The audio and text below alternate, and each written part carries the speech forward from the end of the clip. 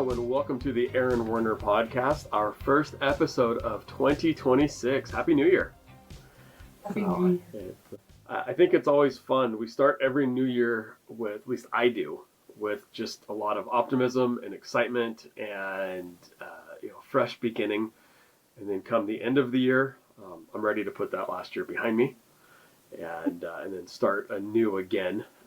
If that's you, if you had an awesome 2025, keep it going into 26. If you were like me and said, hey, 2025 is over, we're starting anew, we're running into 2026, strong and fast and excited, then welcome. And if you're just somebody who says, hey, it's another day on the calendar, then welcome as well. But excited to have Sophie back with us. Sophie is practice manager for a good friend of ours, Dr. Kyle Clutie, in Nebraska.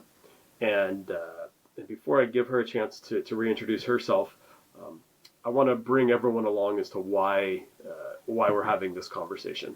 And so if I'm being honest, 2025, the first half of the year, I could do no wrong. The practice could do no wrong. We were doing well. We were firing on all cylinders. Cash flow was fantastic. It felt great.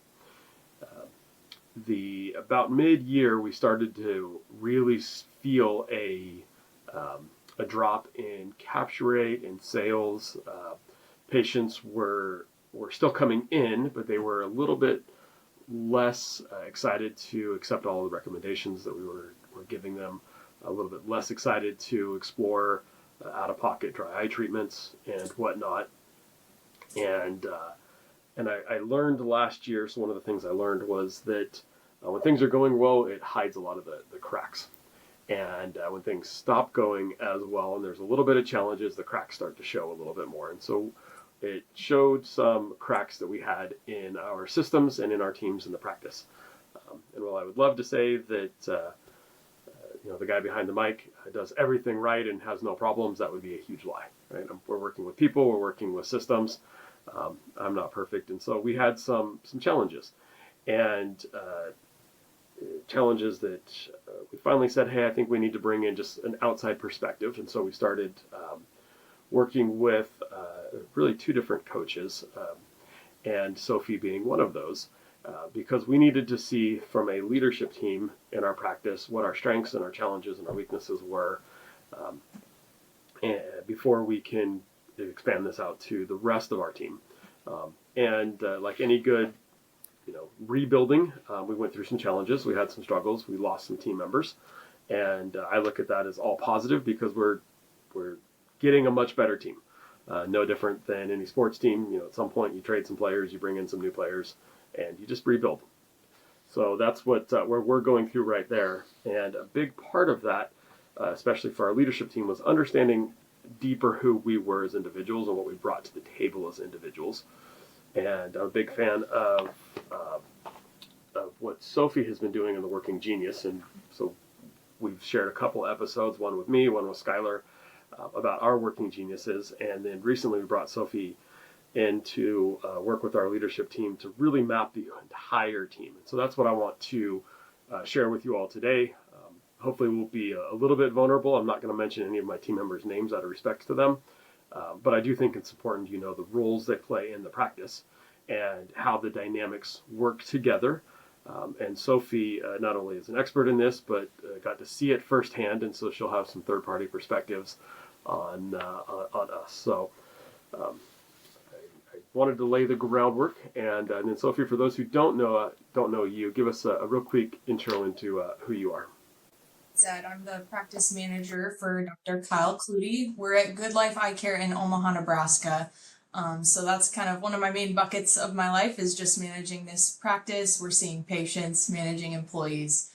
It's super fun, super multifaceted. There's a lot to it, and it gets crazy this time of year, so it's been a very fun few weeks. But another bucket that my life consists of is Working Genius coaching. So I'm certified in the Working Genius model.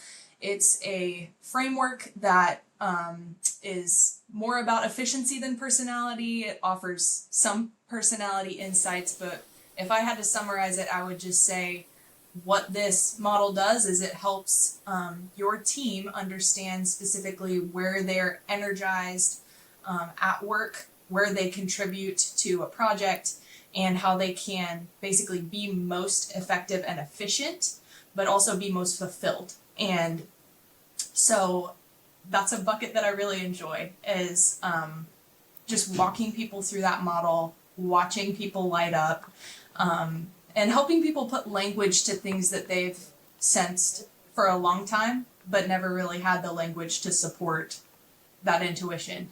And so, yeah, that's what I went through with your team, Erin, was just this really fun kind of, it was like probably 60, 70 minutes of just going through this model, turning the conversation back to them, getting to hear where they feel it applying to their work day every day. So that's super fun, and I had a really great time. I loved working with your team, and I'm really excited to talk about it today. Perfect. What I want to do is share, because you said it's 60, 70 minutes with the team, and that was with the team as a whole. That was beyond the individual conversations you had with each of the team members, helping us understand who we are, and then exploring how we work together. So it's not just a one quick half hour, 30-minute or 60-minute conversation, right? This is a process. This is a journey. I think if it's done properly, and so I appreciate your help with that. So to lay the groundwork, and I will share. So if you're watching the video portion of this on YouTube, you'll be able to see this map that I'm going to share. And what we did is we took all of our team members and we added their working genius, their working competencies, and their working frustrations on a map, and just said, hey, how do we align as a team? And it's pretty interesting. So what I've done on this, you'll see that the title of the document is fake name, because I took everybody's names out except for mine. I put in their roles, and I think the roles are important, because it's they sit in different seats on the bus. And let's see if we can't minimize this so that they can see everything. Technology's great. There we go. So we've got our working geniuses: the wonder, invention, discernment, galvanizing, enablement, and tenacity. And what we found on our team was that, let me back up on this team map. Under each working genius, you either have a genius or a frustration, and there is a competency, and that's the part that you can do. You don't really get a whole lot of excitement out of it. It doesn't really frustrate you to do it. And Sophie, you taught me that the genius and the frustrations really aren't how well you do something; it's the energy you get from doing it. So I may be able to do something really well in my frustration. It burns me out. I can't handle that. It takes a lot of my energy.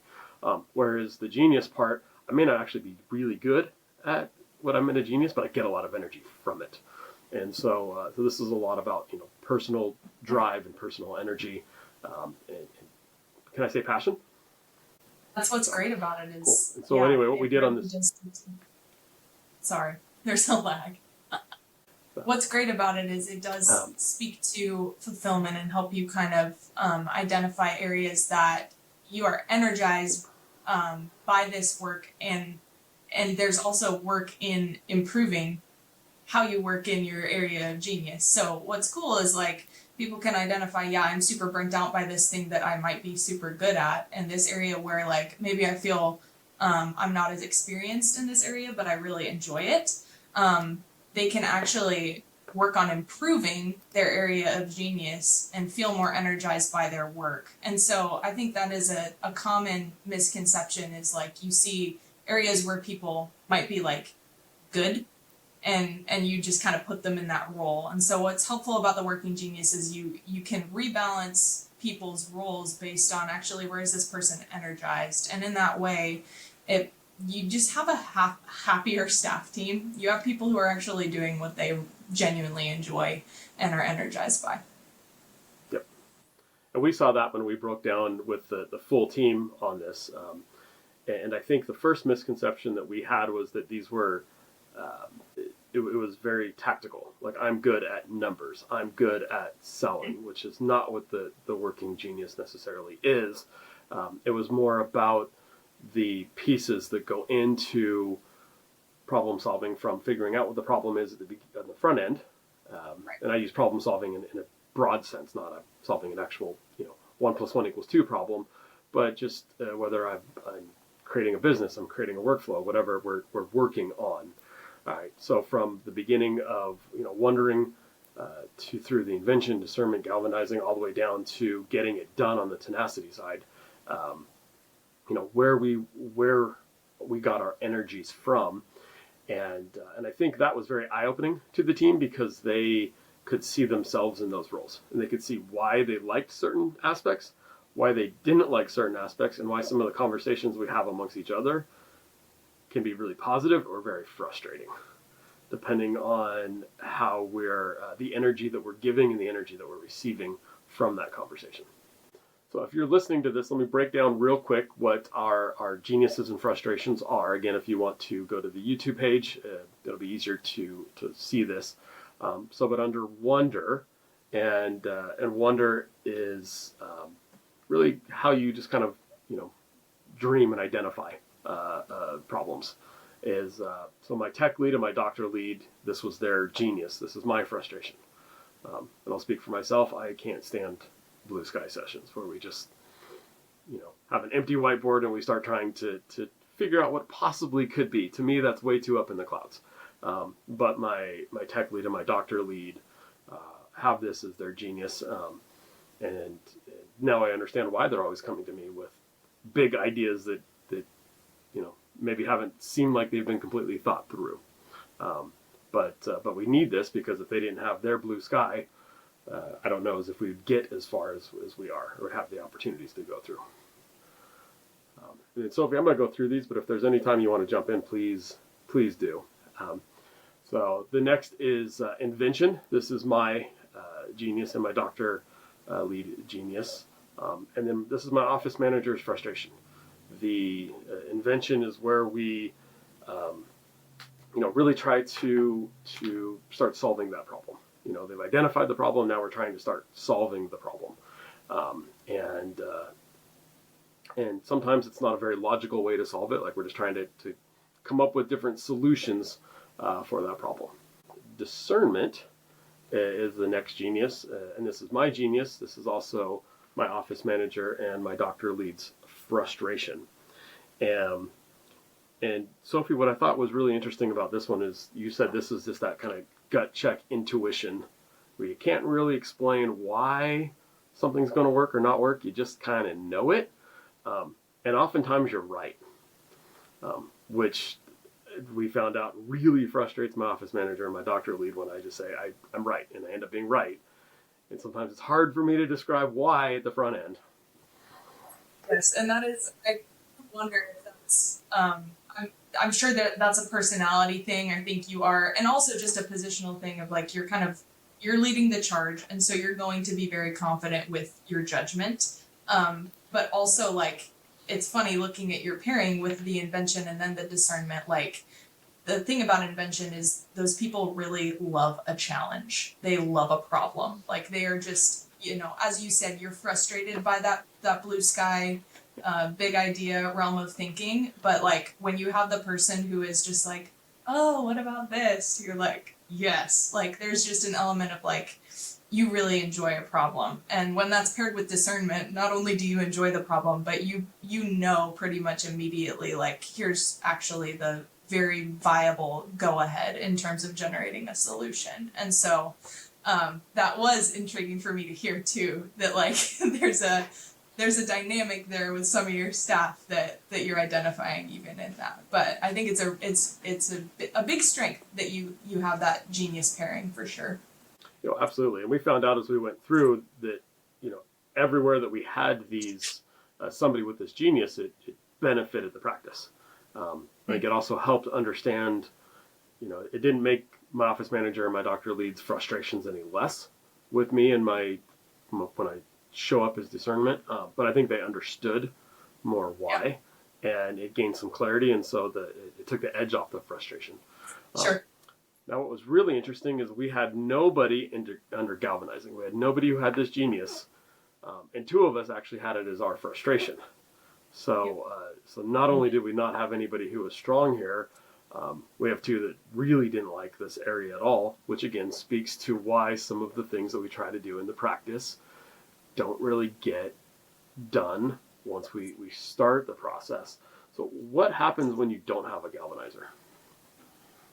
Your team, pretty often there's kind of just a lack of excitement. Often there's also a lack of accountability. People with the genius of galvanizing are going to naturally really enjoy the process of the process. Like they enjoy taking this idea and moving it forward and actually ensuring that everybody is taking the steps necessary to move it forward. So it was funny because what I noticed even in our dialogue is it was you and your tech lead were the two people who said things along the lines of like, I'm not going to get excited that you do your job. You're doing what I pay you to do and stuff like that. And so that was funny because it's like that is showing like there's a level of frustration there of just like, yeah, and this is how you guys are wired of like you just, do your job, just do it. Yeah. But what a galvanizer does is they genuinely derive joy from helping people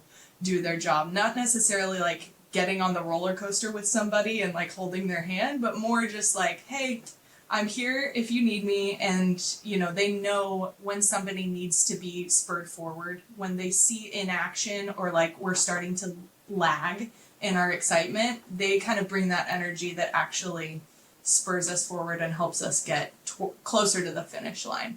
So it's a gap that you definitely feel when it's gone. Any of these are. Like when a genius is missing and you encounter this model, you're like, oh yeah, I've felt that for years. So yeah, and galvanizing is a tough one to feel like you miss because it is a very unique level of excitement and energy that a person brings to the room. Yep. No, and we didn't see that until we pulled this out. We actually talked about how we about 6 months ago lost another team member. She moved on, and she was probably the biggest galvanizer in the practice, and just brought that kind of level of excitement, maybe a little bit over the top for one person, but it definitely, she needed to bring that because it carried the weight of all the rest of us who didn't like it or anything else. And so, yeah, to your point, we definitely felt it. And then jumping from there to enablement, which both my office manager and tech lead had as their genius, and nobody had as their frustration. And I remember talking at the meeting about how this is one of the problems that we have in our office is we enable too much. And so as far as that, there really isn't the strong accountability that we want because we all are either a genius or competent in this genius of enablement. Yes, and enablement is such a gift and such a quiet gift. Like if it's present in your office, I feel like it's so easy to overlook, and it's when it's absent that you really, really feel it. Because what you feel from people like your office manager and tech lead is they're just the very kind of people-oriented, intuitive presence. They just know like where to help and when to help, and they'll flex to whatever the situation needs. And so that enablement area, this is the part in a project where like you are very prone to stalling. Any idea can so totally stall at this point in a project. But if you have that presence of enablement, these people are just going to make sure that everybody is supported and actually enabled to carry that project through to the finish line. And so this is a very necessary step in that process. But yeah, those people are just they're kind of just gentle and intuitive and supportive. And so I think it's easy to overlook them. But as we talked about at your training, that's actually one of the things that crushes that genius is when those people are overlooked and aren't properly appreciated. And it's as simple as just offering a word of encouragement of like, hey, I noticed you did this today and that was really helpful. Thank you for doing that. They don't need a $300 bonus at the end of the month. It's more just like, hey, affirm me. And so Yeah. I think that's a really sweet thing. I tend to really try to drive that home in trainings because I think enablement is easy to misunderstand and easy to overlook. And it's one of those things that, like, if you see it in people, it's just a good thing to encourage because it is a very necessary presence. Absolutely. And we'll get into the what the geniuses crave and crush, because I thought that was really interesting too. Yeah. Okay. And then the last genius was Tenacity. And this was interesting to me because my office manager has this as her genius. But then my tech lead and doctor lead both had this as their frustration. And Tenacity is that, correct me if I'm wrong, but I like to think of it as that last like 10, 15%, right? When you get almost all the way to the finish line and then you don't finish completely, you just move on to the next project, right? Tenacity is the person that gets that last 10%, make sure that last 10% gets done, rather. Yeah. And what I heard yourself say that was funny is like a very tangible example of tenacity is the to-do list. And I bring it up all the time just because, like, anyone who has tenacity, if I mention the to-do list, they like light up and you can see it immediately because they just love a list. They love to check things off the list. There is nothing nearly as fulfilling as checking that box. And for the people who are frustrated with tenacity, typically, like, maybe there's a list, maybe there's not, but if there is, things just pile up and they might happen at some point. It could, it's the priorities are kind of just like not quite as there, I guess. People with tenacity just really, they're going to push things through. They really enjoy seeing things actually get done. And they are also, they just maintain the standard it's interesting that you bring up the desired list. from the beginning. Like at the beginning of the project with the wonder and invention, there was a standard that everybody's hoping like our end product is going to live up to this idea. And Tenacity is the person that ensures that the actual product, the finish line, is living up to the standard that we agreed upon in the beginning. I don't just recommend Peak Pro to my patients. I use it daily and so does my whole family. Honestly, it's one of those rare products my wife and daughters all love. So much so they actually fight over who stole the tea tree cleanser, the peptide cream, or even the hyaluronic acid. I had no idea this would be the case when I introduced them to the Peak Pro products. But I've learned they're a great company to work with and their lineup covers everything from daily eyelid hygiene to deep hydration. I highly recommend checking them out. We've got a special affiliate link in the show notes and use code Werner for 25% off.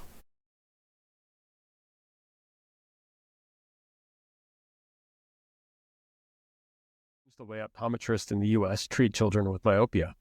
The purpose of the Myopia Collective is to rally the profession of optometry and its allies to interrupt the status quo, elevate the new standard of care for children with myopia. Every individual is encouraged to become a member of the collective. By joining, you commit to taking action to help slow the progression of myopia in children. You'll receive updates and information about the collective and its work in the fight against myopia, gain access to educational opportunities and resources offered by the collective, to hear from change agents, the ambassador optometrists selected to serve as advocates for community and policy change that facilitates the mission of the collective. Scan the QR code or click on the link in the show notes to join the collective today. In the past, our focus revolved around prescribing MacuHealth or MacuHealth Plus to patients at risk of macular degeneration, while also recommending it to collegiate and professional athletes for enhanced contrast sensitivity in sports performance. However, this year's introduction of the Life Meter has been a game changer. The Life Meter revealed a concerning truth. Many of my patients have alarmingly low skin carotenoid levels, indicating potential deficiencies in essential body tissues like the retina and brain. Supported by over 30 peer-reviewed publications, Life Meter's accuracy, consistency, and effectiveness has been demonstrated across 2,000 subjects with diverse backgrounds. With this newfound insight, I can now have meaningful conversations about carotenoid levels with all of my patients, even those who may seem outwardly healthy. To learn more about this empowering technology, feel free to contact your MacuHealth representative or click on the link in the show notes. Together, let's optimize patient care and elevate their well-being. Yep, I like that. And it's interesting you bring up the list because my office manager absolutely loves her lists. And she follows her lists. And they get done. The the other two I have, one doesn't use lists. One has a ton of lists that were basically given to them, and the lists just start piling and piling, and now she has a stack of lists, and they don't work for her. And I found interesting about that is this isn't a knock on that individual, but it's that what works for me doesn't work for everybody else, and so I can't take my system necessarily and just plug and play it with another individual if that doesn't drive them, if that doesn't spark them. Now the team member I have that hates lists, loves color, and so recently, showed up with black sticky notes that you have to write on with a multicolor pen, right? And which to me feels like a lot of work to try to find the right pen to write on this sticky note, but it falls well within her genius of wonder, right? Because it's kind of big and blue sky and different and outside of it, and so it's interesting how people apply their genius to what needs to get done during the day. It's so funny. Immediately you have language to be like, oh, that's why you do that. Like, because what you were describing there for a second is, I think, a tendency that everybody has, which is just like, we assume that other people are going to operate the way that we do. And we assume, especially I think as leaders, it's easy to think that people are just going to conform to the way that I work and that I can actually, impose that upon them and expect them to. But there's actually a lot of power in just understanding how each different person works and giving them the freedom to operate in that space. And it's not, I say that and it actually sounds really lenient coming out of my mouth, I think. And that's not what I'm saying. I don't think that the standard needs to change, and I don't think we need to, make the working genius an excuse, because it's not. It's a tool, and it actually helps us to maximize the gifts that are present in our office. My dad told me a long time ago, and I share this frequently, the worst advice anyone ever gave him was treat everyone how you want to be treated. And he said that's stupid, because there's only one you in this entire world. And there might be a couple other people who are similar, but there's only one you.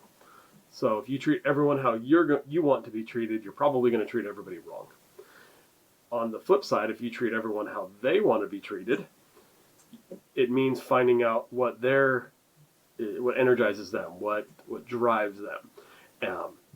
Now, I understand that the idea was to say everybody wants respect, everybody wants to be treated with kindness, but I think it goes deeper than that. And the simple analogy that I always share is that when I go to a restaurant, I want my steak pretty darn rare, right? Seared on both sides, but that's pretty much it. If I were that for the whole table, maybe somebody else will be happy too, but the people who like their steaks like leather, right? And the vegan certainly are not going to be happy. And so what's important is that we understand what individuals need and then work to give them what they're looking for, and that way they show up the best for us. A leather steak last week with my family, and I was ridiculed for the entire dinner, so that one hit very close to home. But yes, it's a great analogy. Yeah, it's I have yet to have not have a reaction back to that analogy. So right. I think it hits home. Maybe if I showed up as just medium rare, medium, that's kind of boring. So I'm very much at one end of the spectrum. Before we move on to the craves and crush buys, when you shared this team map with my team, what were some of the things from a third-party expert perspective that you picked up that were eye-opening to us, that you thought like we really needed to see and understand? Great question. I was so impressed by the spread of geniuses just looking at your map, and considering, it's 4 people total on your leadership team. I would have expected more condensed geniuses in some areas and like more frustrations in others, but you guys were pretty well populated across that map. And I was like, wow, that's so strong. Just that even just in your leadership team, you have almost every genius represented. And I was just encouraged by, you know, like, I just loved watching people light up. I think one person in the room just said, like, when I kind of explained a genius, she was just like, yeah, that's me in a nutshell. Every word that just came out of your mouth, like, that's me. And I love hearing that. And I think what was great was the spread is actually, there are two of you that are pretty towards the beginning of a project, which would be you and your doctor lead, our wonder, invention, discernment. You kind of populate there, and then your tech lead and your office manager kind of fall towards the end. And so I thought that was cool because there were similarities that a lot of you shared with each other, and also a lot of differences. And the differences can be really hard on a dynamic, because I mean, you said this at the very beginning of our conversation, just how some meetings can be really difficult, because and the reason for that is some of us are wired to think big picture, blue sky, and some of us just want to know, like, what do you want from me? Tell me what to do and I'll do it. And so what was great was seeing where each of you sit and kind of hearing as you dialogue about it, like, oh, this is why you are like this and I'm like this, and just watching kind of all these little unspoken dynamics actually have language to them. I just think you have such a strong team here, and I was so encouraged by all those little light bulb moments that happened throughout our conversation. Did anything surprise you about the distribution of geniuses? Nothing really surprised me. I think it gave me reason to understand more as to why, especially my doctor lead will come to me with ideas that just seem really big, and now I understand, why and where that's coming from. And just we overlap on invention, but she comes in with the wonder side. We overlap on invention, but then I've got the discernment side, and I didn't realize that, that not being one of her geniuses, in fact, it being her frustration, was a sharp edge for me when she'd come with these ideas. I'm like, but you haven't thought it all the way through. That's not what she does, right? And so I was assigning or applying or putting in a frustration that really didn't need to be, because that's not what she was trying to do, right? She's trying to bring just big ideas, and so I think that helped me understand more of where she's coming from, and has helped me work with her better so that we can whittle through all the different ideas and find the ones that are going to work more, and then get to those quicker, which we've seen put into play. And so I think that was neat. You picked up on it that my office manager and I are pretty much opposites. We only have one of the entire geniuses that overlap in competency. Otherwise, we're the complete opposite ends of the spectrum. And I it reaffirmed why I had picked her, years and years ago, as our office manager, because I really was looking for someone who would argue with me, fight with me, kind of, push back, because if two of us were exactly the same, who knows, we might just run headstrong off a cliff. And so I wanted somebody to kind of keep me in check, and so this really visualized that. My tech lead is Skylar, my son, and so it was interesting that he's very similar to her, but he has 22 years of life experience with me, and so he's been able to read my mind and kind of know how I think and navigate that. So it was interesting to see how he's brought his experience into it as well, in navigating his role in the leadership team. That's beautiful. And that's where, you said we're going to get to the craves and crushes, but those really, the way that you communicate with anyone that just changes everything when you know, like, oh, my doctor lead just needs me to kind of sit with her while she's ideating and let her just throw out all these big picture ideas, because that is allowing her to kind of thrive in that space. But then my office manager is going to want me to tell her exactly what to do so that she can go execute and, you know, work in that enablement tenacity space. So it is, that's really great that you're just witnessing how it's impacting communication even now. Yes.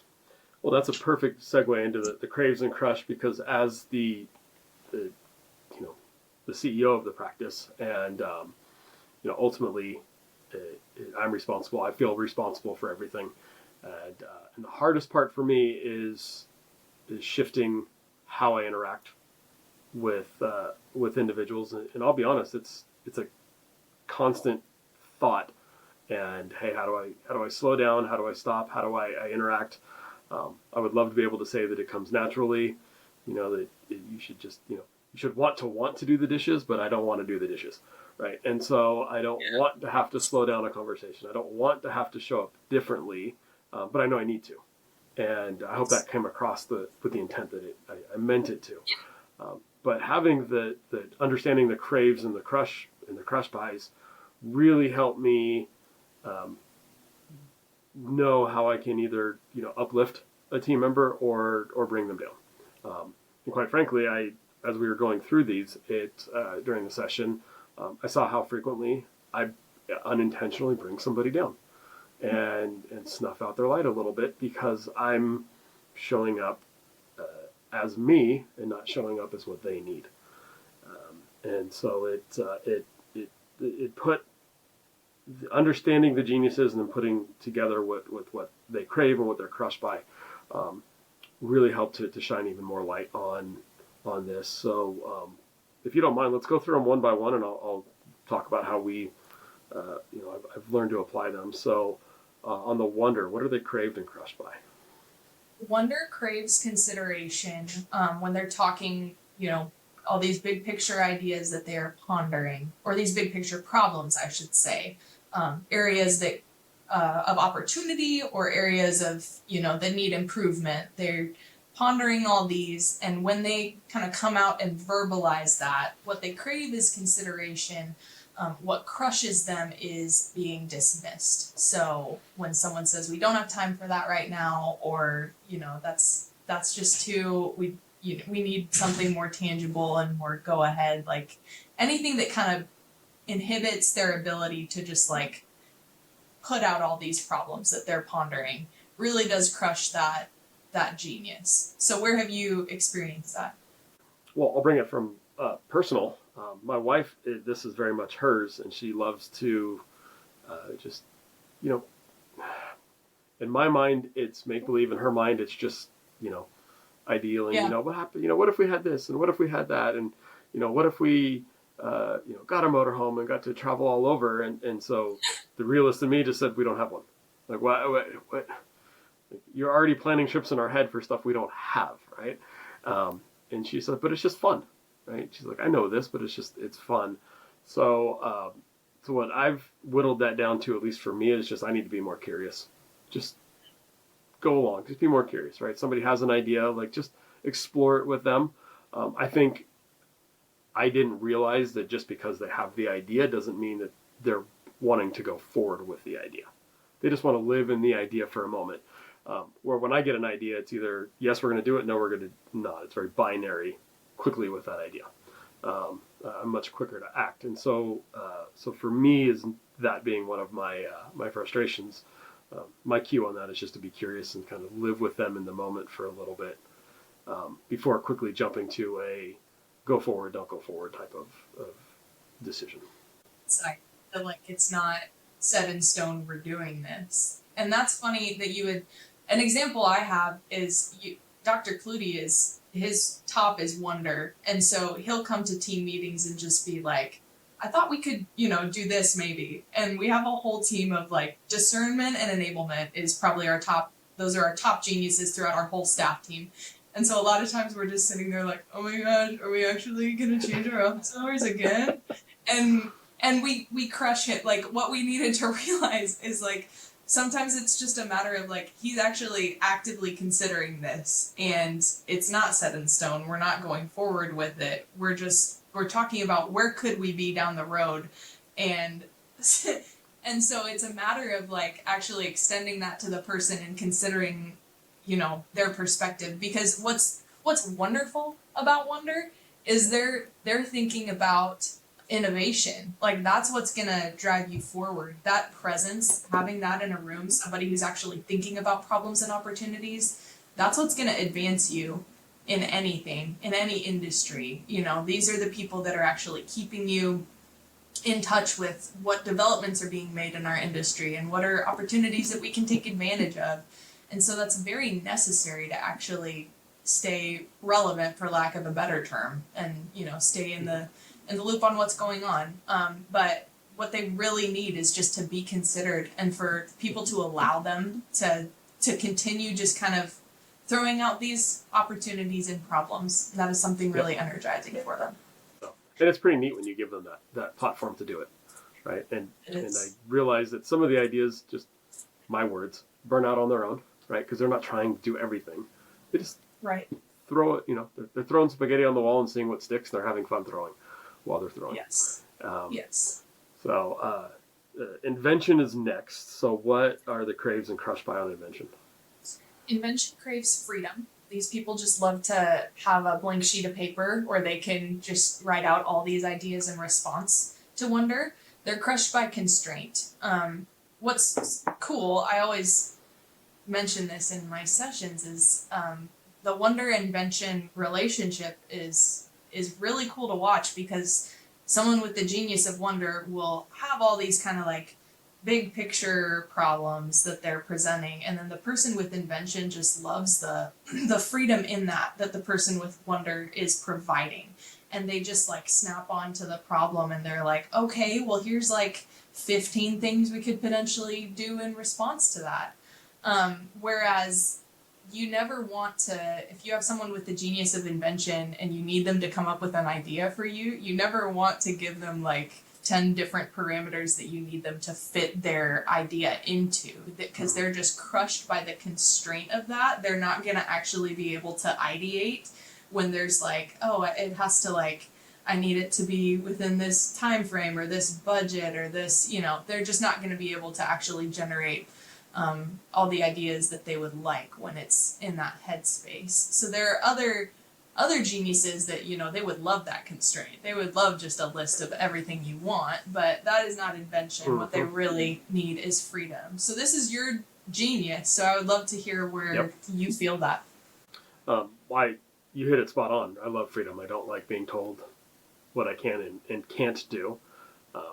I think I've naturally grounded myself, and I put my own guardrails up, but I don't like having guardrails put upon me.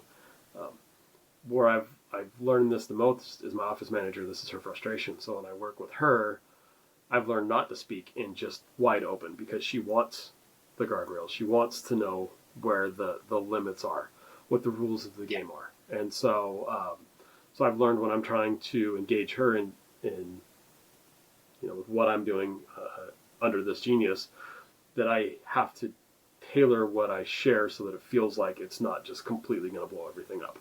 That it's going to work within the confines and the systems that we have, because that's where she works the best. She likes having those set guardrails. She's the list person, the checkoff person. This is the policy. This is the rules.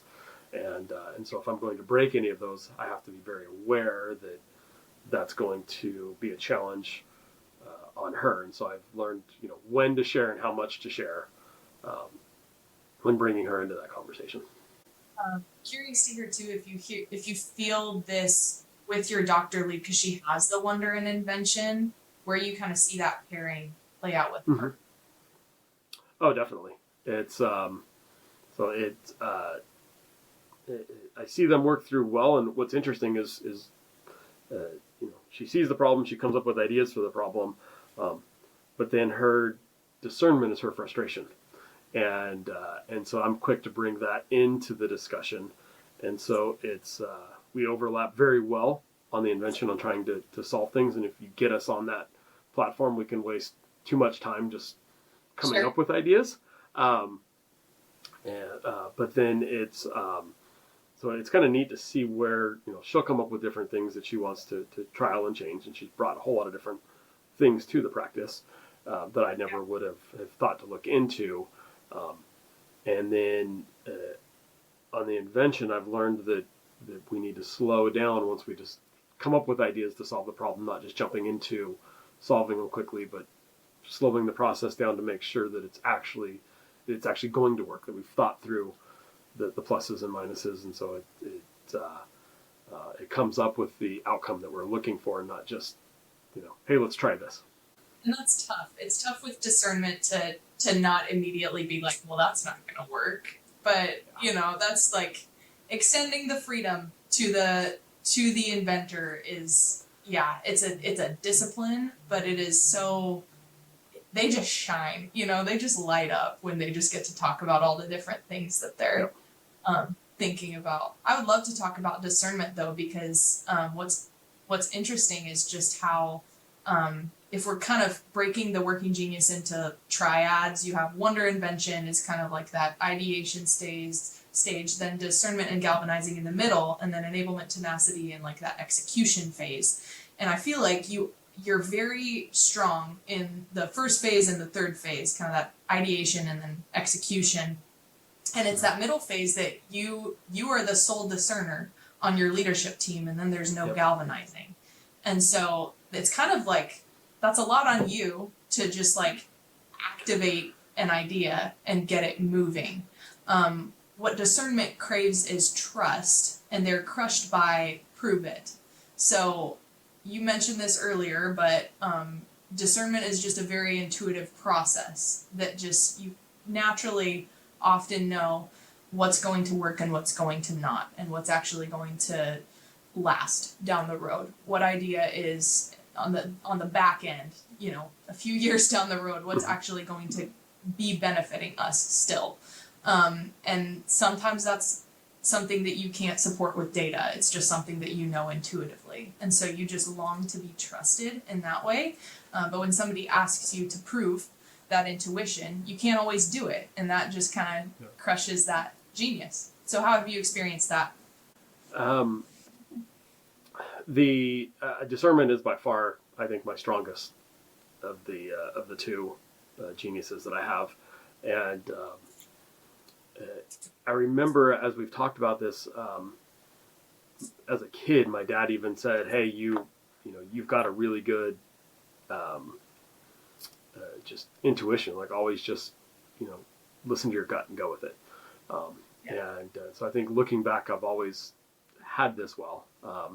Sometimes I think it's held me back because I've said, nah, it's not a really good idea. And my friends, would go do something really dumb and cool and had fun with it, where I didn't participate because hey, this is not a good idea. Little voice, told me not to. But I haven't really, I didn't realize all the weight was on me in this area until we broke this down. I think I was more frustrated that others weren't picking up on different things and not seeing why ideas they had just wouldn't work through. And you said at the beginning of this whole podcast is that it gives words to what you're feeling, and so I didn't understand that this wasn't just intuitive and natural to others, because to me it made sense, and also I knew that my office manager and my doctor lead struggled with the just trust me, but I didn't understand the why. They struggled with the just trust me. And I didn't understand why they would get frustrated when what I said, just trust me, ended up being right. Because that wasn't part of their, their genius. They don't understand how this gut intuition, how it works, and I don't even know what to call it because it sounds like voodoo. The same way I don't understand why they don't see it the same way. Right? They don't interpret things the same way. Interesting. And it's so, that's got to be a really tough dynamic too, but like another benefit is just like you have words now and you all understand why that's the way that it is. Because discernment is so necessary. It's so necessary because it gets everybody on board with like, actually, what are we doing here? Like, what are we moving forward with? And when you don't have that, or when you only have like the one person doing it, it can feel, I'm sure that can feel pretty isolating sometimes, in the sense of like, why do I see something that everybody else doesn't? Or, you know, to put ourselves in the shoes of like what that would be like for your leadership team too. It's like, well, why are you always calling the shots here? And but also, like, what's great about discernment is often, if they're the ones calling the shots, people start to realize, oh, down the road this person does tend to be right. And so over time, as you're working with discerners, you start to open up to extending more trust to them going forward, because you actually see down the road, they have been proven to be right enough. And so I think time is a big gift when you're working with people with discernment, or if that's in your frustration, because you just start to appreciate it more and lean on it more over time as you see it play out and benefit the team. So that's really cool. Yep. I'm going to talk about what's lacking in your team, the craves and crushes for galvanizing. So a galvanizer would crave reaction, and they would be crushed by apathy. So again, galvanizing is that person who's motivating and exciting. What's great about galvanizing, and why it's kind of a necessary step, is it responds really well to the discernment. And they're going to create the buy-in that you need to actually move something forward and have a team commitment over a project. So when it's lacking, a lot of that responsibility falls onto the discerner to like get people to want to do the thing that we're all deciding to do, but it's not nearly as natural. There's just kind of this necessary, like, you need a character in your office who's just going to be like, okay, that's a great idea, let's do it, let's move forward.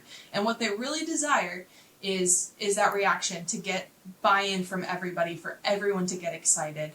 What they're crushed by is apathy. So when we're all kind of just like, about something.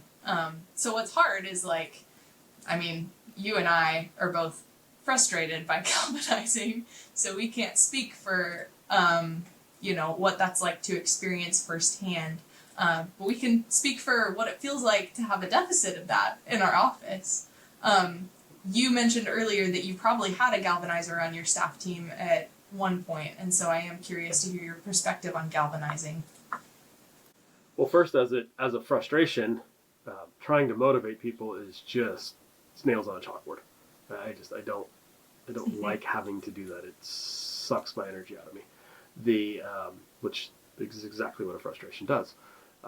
My guess is we probably have some within our broader team that do have this as a genius. And so once we bring you back in later this spring, which we plan on doing, and doing the working genius for the full team, we're going to have to, as a leadership team, figure out how to tap into that individual, whoever it may be, or hopefully individuals, to rally the troops when we are trying to drive some products. Even though they're not on the leadership team itself, it doesn't mean they're not a valuable part of the team. Not everybody can sit in every seat on the bus. Not everybody should. But I'm looking forward to finding out who those individuals are so that we can tap into them. And my guess is when we do, it'll help make their engagement at work, and it'll elevate their experience as part of the work team, because we'll be tapping into their genius. Yes. And they'll be getting reaction. They'll be getting just like, reaction, and they'll be getting recognition and all the stuff that they need. Yep. Yes, all the excitement. That'll be great. I'm excited for that. Enablement follows galvanizing. So, and we have a couple on your leadership team. So enablement craves appreciation. I mentioned this before. And that, again, is not recognition in the super exciting sense of like, this person needs to be stood up in front of the entire staff team and we all need to clap for them. Like, that would actually probably drive someone with the genius of enablement nuts. But it's often, it's as simple as just a word of encouragement to someone with this genius. So if you're able, especially someone in a leadership position, I've noticed that has a particular power for anybody, but specifically for enablement because they so crave that appreciation when it's coming from somebody who's a little higher up and takes the time to notice that the enablement person did something and that really helped. If you just simply say that, that just fills their cup. They're crushed by being overlooked.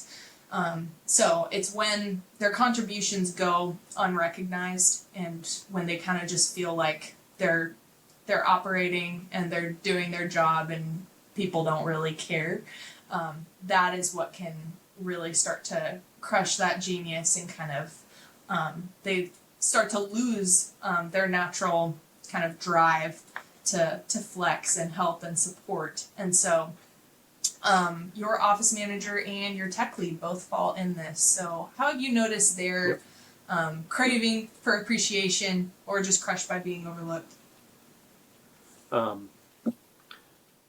I've learned that the one I don't recognize the individual contributions that they've contributed to enough.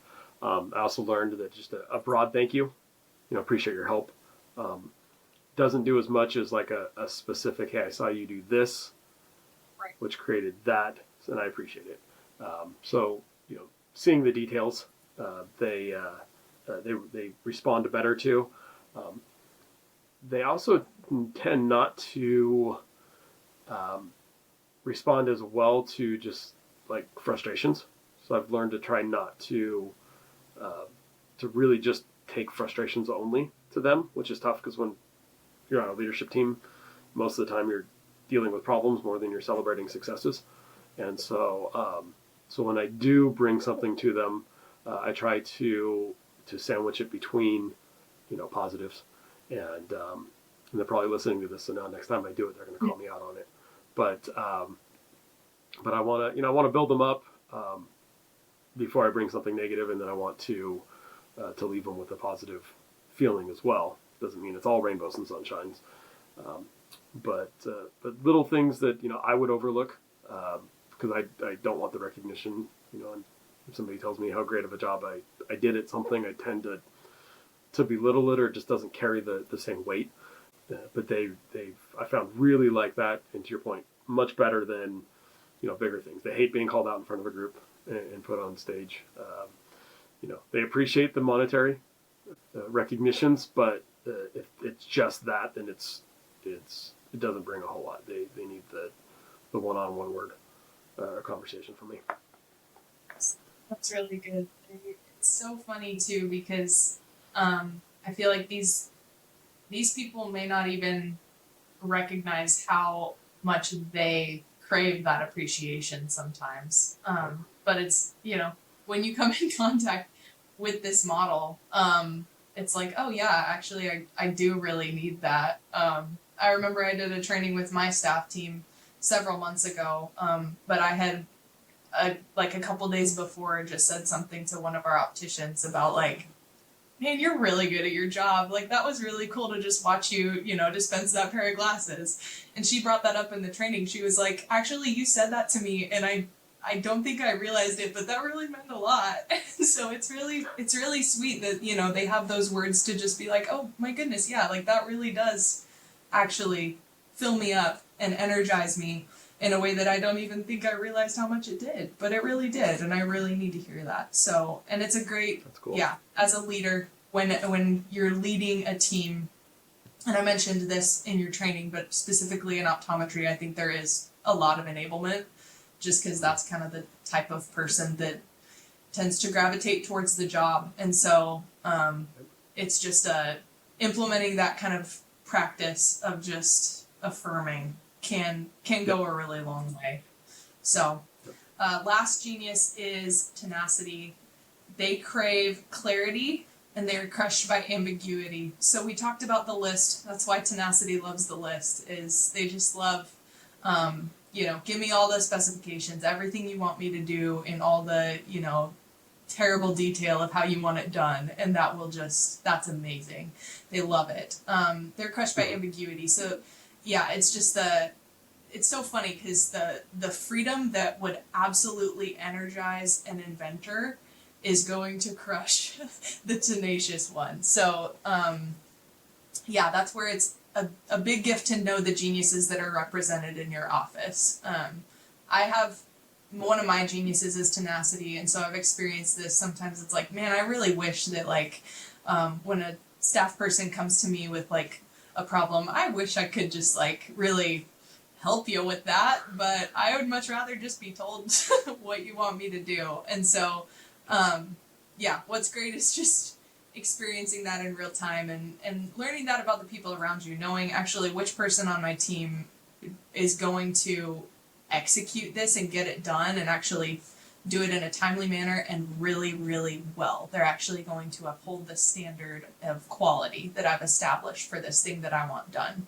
So you have And not only one. just, Sorry, go ahead. I was going to say, not only just upholding the standard, but when you're developing the systems and processes, having somebody who's very, I don't want to say process oriented, but parameter based has been helpful in the development. So incorporating them, I know it's at the end of the problem solving workflow, but engaging them earlier I found has helped with the making sure that we've connected all the dots on in the processes as we're developing it, so that we're not skipping over different steps. Yeah, that's insightful. Have you noticed with your office manager that she's the one who's going to have an eye for like actually what standards need to be upheld throughout this process? Oh, for sure. Sometimes a little too much. So when we engaged her too early and Sure. I said, hey, I need a flow process on how we're ordering contacts, right? She wanted to first do this, then do this, then do this, and I'm going to be a little bit facetious, but give me a 5-page list of every single step in the process. When I was asking for bullet points of maybe 3 to 5. But as we are developing that, having her insight into, well, if this doesn't get over to here, there's a break in the process.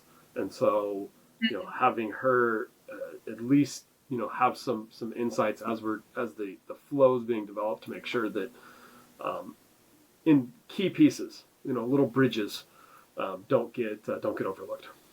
Great, and it's that that eye for what is being overlooked. That's what this one. It's kind of just that they catch everything. Is what I've noticed about the Tenacity is they're gonna catch what other people miss. I think Tenacity and discernment both are kind of they're your little filters that are actually gonna find those little things that actually would be absent. So Awesome. Well, Sophie, I really appreciate everything that you do and continue to do to help my practice, and I wanted to share this, and again, hopefully be a little bit vulnerable within our team as we're rebuilding the team, as we're constantly looking to improve, because I think it's such an important aspect of team dynamics. If we don't know who we are, if we don't know how each other are, it's really hard to develop the team. And I love my sports analogies. So looking at a football team, just because you've got 11 guys on the field doesn't mean you have the right 11 guys on the field. If we're all 350-pound linemen, it's going to be really hard to throw and catch a ball with guys that all they know how to do is block. Right. On the flip side, if we're all a bunch of 150-pound wide receivers, we're not going to protect our quarterback very well. And so you have to understand each other's strengths, and then beyond that, you understand what that individual needs. Because just because they can perform a task doesn't mean they're performing it all for the same reason. It's kind of like understanding their why, their purpose. So I really appreciate you taking Working Genius beyond the book, because the book's great. I've read it twice, but it still was much harder to apply without a Sophie to really walk us through and validate our insights. Validate how we're applying it and help redirect some of those misapplications.